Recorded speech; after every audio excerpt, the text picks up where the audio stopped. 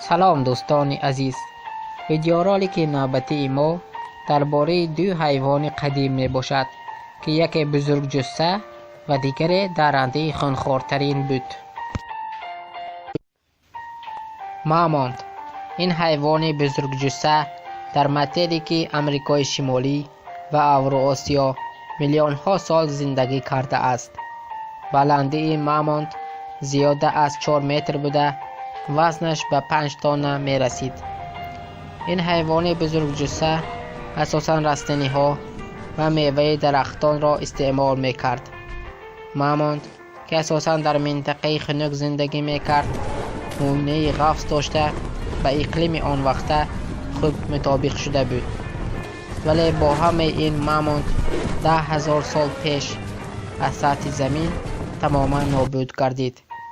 قسمی از عالمان فکر میکنند که مامونت را آدمان قدیم نیست کرده اند.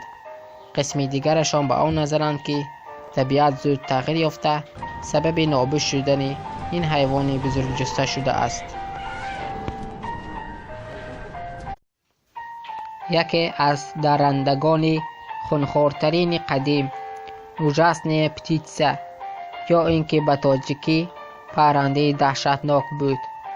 پرنده دهشتناک در متریک امریکای جنوبی، امریکای شمالی و اوراسیا زندگی میکرد. این پرنده کاملا درنده بود و تنها گوشت استعمال میکرد. پرنده دهشتناک پرواز کرده نمیتوانست، ولی خیلی خوب میدوید. در 1 ساعت زیاده از 60 کیلومتر. بلندی پرنده دهشتناک زیاده از 2 متر بوده، وزنش به 200 کیلوگرم می رسید.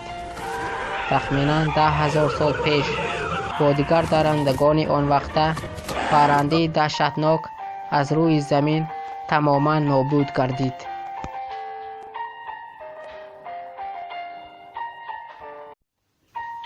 با همین ویدیورولک نوبتی ما به انجام می رسد. شخصانی که بخواهند فن گیوگرافی را به طور فاصله بیاموزند میتوانند به رقم 99330094 زنگ زنند. در آخر آبونه شدن را فراموش نکنید. سلامت باشید. خیر.